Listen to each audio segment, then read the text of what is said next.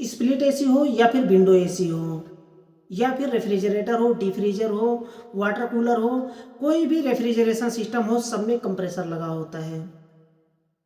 अब ये कंप्रेसर ख़राब कैसे होता है, ख़राब क्यों होता है, आज इसी टॉपिक पर हम काफ़ी डीप में बात करने वाले हैं। छोटा सा वीडियो होने वाला, काफ़ी लंबा खींच करके नहीं ले जाऊंगा, मैं जल्दी जल्दी करके बता दूं ताकि सबको समझ में आ जाए कंप्रेसर ख़राब क्यों होता है। ये काफ़ी कन्फ्यूजन होता है क्योंकि कंप्रेसर ख़राब होता है, सीधा जाकर के कुछ टेक्नीशियन सीधा जाकर के रिप्लेस कर देते हैं, चेंज कर देते हैं।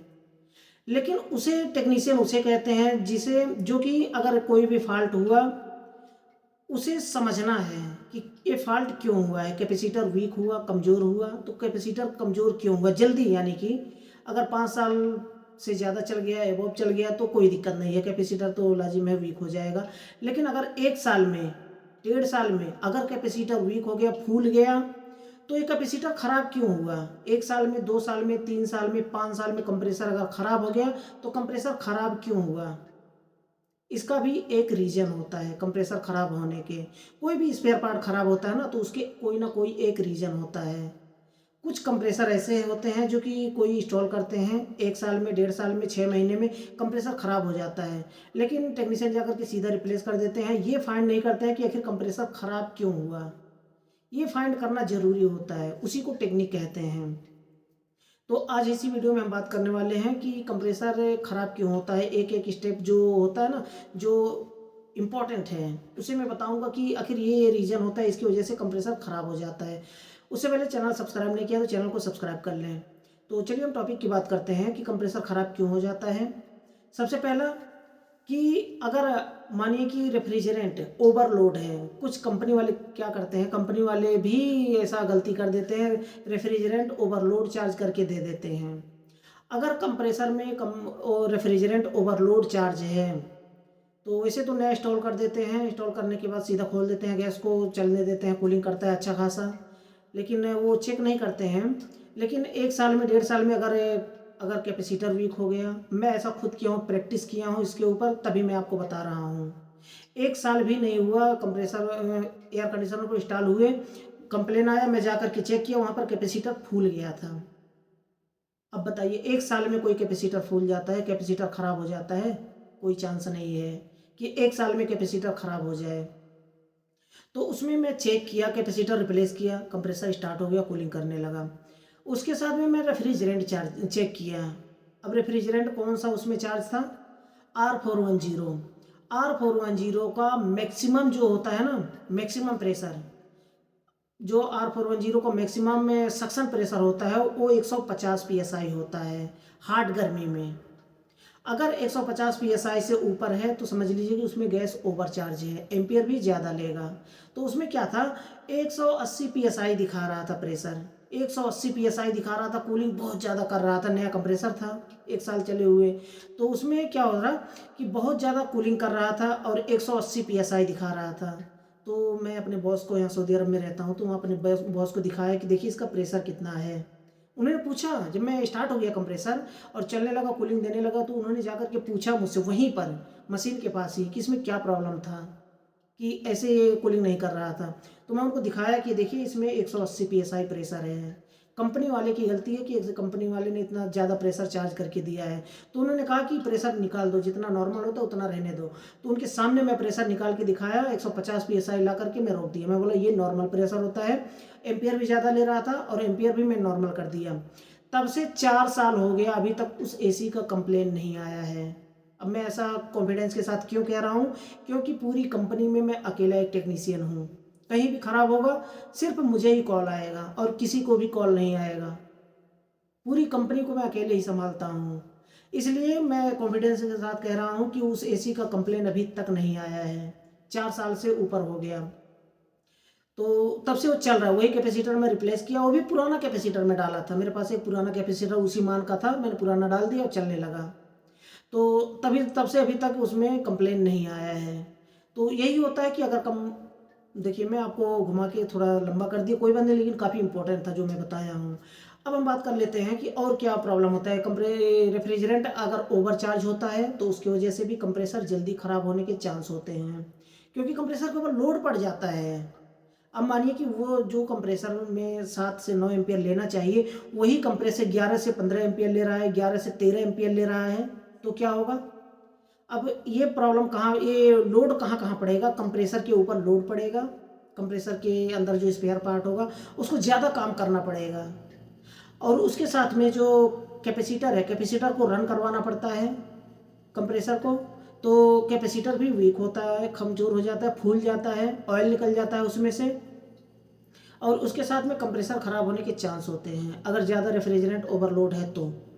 इसके साथ में हम बात करते हैं कि अगर, अब दूसरा नंबर आता है, एक तो हो गया कम कि रेफ्रिजरेंट अगर ओवरलोड चार्ज है, दूसरा है कि अगर चोकिंग है सिस्टम में। कभी कभी ऐसा होता है कि सिस्टम में चोक होता है, कूलिंग सही से नहीं करता है, कंप्रेसर ओवर हीट होकर के 1 घंटे में, 1.5 घंटे में, आधे घंटे में कंप्रेसर ओवर हीट होकर के ट्रिप होता है।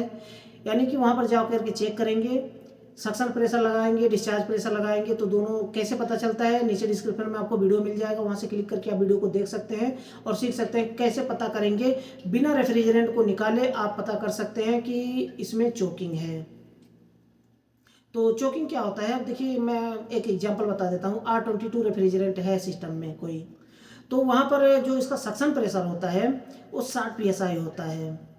अगर सक्शन प्रेशर मानिए कि थोड़ा सा कम बता रहा है, 40-50 PSI बता रहा है, तो इसका डिस्चार्ज प्रेशर जो होता है ना वो 250 से लेकर के 350 PSI तक होता है। अगर मानिए कि उसमें प्रेशर कम बता रहा है, 40 PSI 50 PSI बता रहा है, तो उसी हिसाब से डिस्चार्ज प्रेशर भी कम बताना चाहिए, थोड़ा सा कम बताना चाहिए। यानी कि 250 से 350 PSI, तो 300 PSI, 200 PSI, 250 PSI के अराउंड बताएगा। अगर चोकिंग है तो उसमें क्या बताएगा, 100 PSI, 150 PSI, 120 PSI ऐसा बताएगा डिस्चार्ज प्रेशर, और सक्शन प्रेशर भी कम बताएगा। तो समझ लीजिए कि सिस्टम में चोकिंग है। और एम्पियर वहाँ पर क्या होगा, अब मानिए कि दोनों कम बता रहा है, तो एम्पियर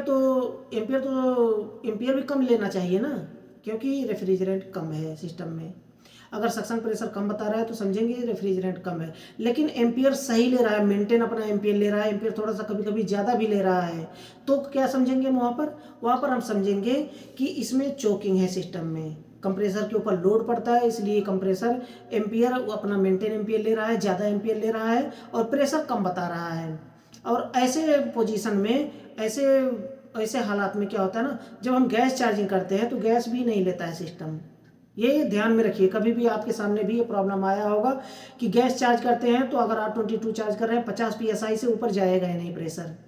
तो ऐसे में आपको धक्का मार के गैस चार्ज नहीं करना है, धक्का मार देंगे तो जाएगा गैस। जैसे धक्का मारने का मतलब हुए वो उल्टा करके ऐसे ऐसे हिला करके लिक्विड में आप गैस चार्ज करेंगे तो चला जाएगा उसमें, लेकिन प्रॉब्लम क्रिएट होगा, कंप्रेसर उसका जल जाएगा, ख़राब हो जाएगा। अगर नॉर्मली जैसे गैस चार्ज करते हैं वैसे अगर सिस्टम गैस नहीं ले रहा है तो समझ जाइए कि उसमें चोकिंग है सिस्टम में। अब चोकिंग कहाँ पे होता है, ऑलरेडी मैं इस टॉपिक पर कई वीडियो बना चुका हूँ चोकिंग के ऊपर और ओवरलोडिंग के ऊपर, कंप्रेसर ओवर हीट होता है तो इसके ऊपर, तो नीचे डिस्क्रिप्शन में आपको लिंक मिल जाएगा, वहाँ से क्लिक करके आप वीडियो को देख सकते हैं। तो ये होता है। और जैसे मानिए कि फैन मोटर, आउटडोर का फैन मोटर, या फिर अगर विंडो एसी है, विंडो एसी का फैन मोटर अगर ख़राब होता है, नहीं चल रहा है, या फिर जाम चल रहा है, या फिर थोड़ी देर चल करके बंद हो जाता है, तो ऐसे में अगर बंद हो जाता है आउटडोर का, मानिए कि स्प्लिट एसी की बात करते हैं, स्प्लिट एसी में आउटडोर का कंप्रेसर चल रहा है और फैन मोटर थोड़ी देर चल कर बंद हो गया। अब इसमें क्या होगा कि जो कंडेंसर का जो हीटिंग है, हीटिंग को निकालने के लिए ही आउटडोर फैन मोटर लगाया जाता है। अगर वह फैन मोटर नहीं चल रहा है तो हीटिंग को बाहर नहीं निकाल पाएगा और कंप्रेसर के ऊपर लोड बढ़ जाएगा, क्योंकि जो कंडेंसर के ऊपर हीट ज़्यादा बनेगा तो कंप्रेसर रेफ्रिजरेंट फेंकता जाएगा, कंडेंसर का हीटिंग कंप्रेसर के ऊपर जाएगा। तो ऐसे में क्या होगा, अब देखिए कुछ लोग होते हैं कंप्लेन इस पर नहीं करते हैं, क्यों? क्योंकि थोड़ी देर फैन मोटर चलता है, थोड़ी देर बंद हो जाता है, तो ऐसे में क्या होता है कि थोड़ी देर कूलिंग करता है और थोड़ी देर बंद हो जाता है, थोड़ी देर कूलिंग करता है, यानी हल्का हल्का कूलिंग करता है, लेकिन उससे पता नहीं चलता है कस्टमर को, इसलिए वो कॉल नहीं करते हैं।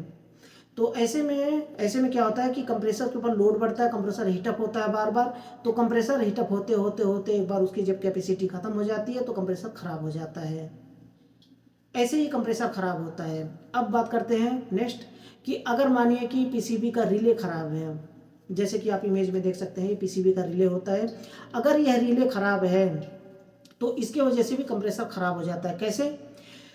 जब हम रिमोट से एसी को बंद कर देते हैं है ना। रिमोट से एसी को बंद कर देते, इंडोर तो बंद हो गया, लेकिन आउटडोर चलता रहता है। अगर ऐसा हो रहा है तो सीधा टारगेट करिए कि पीसीबी का रिले खराब होता है। रिले आप देख सकते हैं इमेज में, ये होता है रिले पीसीबी का। तो ये रिले खराब होता है। जैसे कि मैं पीसीबी आपको दिखा दूँ, सॉरी मैं आपको इमेज में दिखा दे रहा हूँ, यहाँ नहीं अंदर रखा हुआ है। तो ये रिले ख़राब होता है। इसके वजह से क्या होता है कि कंप्रेसर ख़राब हो जाता है। क्यों? रिमोट से बंद कर देते हैं, समझते हैं एसी बंद हो चुका है, लेकिन कंप्रेसर आउटडोर चलता रहता है, चलता रहता है। वो कंप्रेसर ओवर हीट होकर के बंद हो जाता है, फिर थोड़ा ठंडा होता है, फिर स्टार्ट हो जाता है, फिर ठंडा होता है, फिर स्टार्ट हो जाता है, फिर गर्म होकर ट्रिप हो जाता है। तो ऐसे में कंप्रेसर एक समय ऐसा आता है कि कंप्रेसर ख़राब हो जाता है। तो ऐसे में रिमोट से जब बंद करने पर एसी इंडोर बंद हो जाता है, लेकिन आउटडोर नहीं बंद होता है। आउटडोर बंद कब होता है? जब हम एमसीबी से बंद करते हैं, तब आउटडोर बंद होता है। तो मुझे लगता है कि आप समझ गए होंगे। फिर भी कोई कंफ्यूजन रह जाता है तो बेझिझक आप मुझसे कमेंट बॉक्स में पूछ सकते हैं, मैं उसका रिप्लाई जल्द से जल्द देने की कोशिश करूंगा। तो एक छोटा सा वीडियो था, छोटी सी जानकारी थी। अगर वीडियो पसंद आए तो वीडियो को लाइक जरूर कर दें। लास्ट में बताना चाहूँगा, चैनल को सब्सक्राइब नहीं किया तो चैनल को सब्सक्राइब कर लें और बेल आइकन को प्रेस करके ऑल पर क्लिक कर लें, ताकि हमारे आने वाली न्यू वीडियो को नोटिफिकेशन आपको मिल पाए और वीडियो को देख पाए सबसे पहले। तो आज के लिए बस इतना ही था। अगली वीडियो में फिर जल्दी मिलते हैं नए टॉपिक के साथ।